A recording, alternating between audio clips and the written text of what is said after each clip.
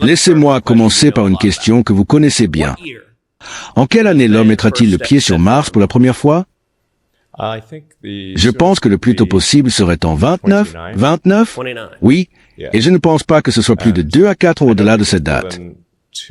Et ce ne sera pas une mission sans équipage.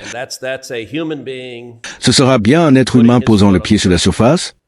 Oui, dans le meilleur des cas, ce serait en 29. Et quelles sont, selon vous, les chances de trouver soit une vie extraterrestre, soit des preuves de son existence? Je ne pense pas que nous allons trouver des extraterrestres. D'accord, mais trouvons-nous des vestiges, des traces? Peut-être. Nous pourrions découvrir les ruines d'une civilisation extraterrestre disparue depuis longtemps. C'est possible. Et nous pourrions aussi trouver de la vie microbienne souterraine. C'est également une possibilité. D'accord. Si l'homme atterrit sur Mars en 29, combien de temps après pourrions-nous voir des vestiges? Je ne sais pas. L'élément crucial, c'est de construire une ville autosuffisante sur Mars aussi rapidement que possible. Le seuil clé est atteint lorsque cette ville peut continuer à croître et prospérer même si les vaisseaux de ravitaillement en provenance de la Terre cessent d'arriver. À ce stade, même si quelque chose devait arriver sur Terre, ce ne serait peut-être pas une troisième guerre mondiale, mais cela pourrait être un virus dangereux.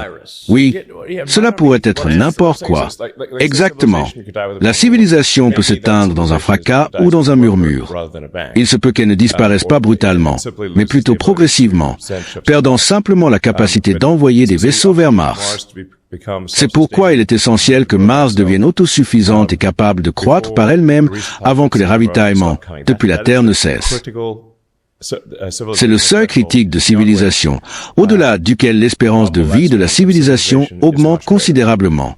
Et technologiquement, à quel point sommes-nous proches de cette capacité à établir une colonie autosuffisante sur Mars?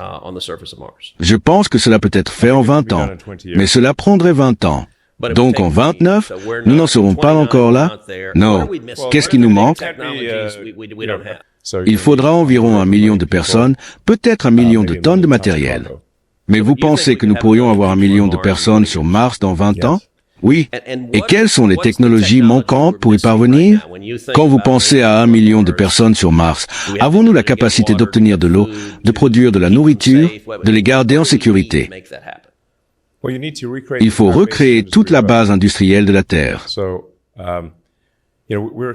Nous nous trouvons ici au sommet d'une immense pyramide industrielle qui commence par l'extraction d'une grande variété de matériaux. Ces matériaux passent par des centaines d'étapes de raffinage. Nous cultivons de la nourriture. Nous faisons pousser des arbres. Nous fabriquons des objets à partir de ces arbres.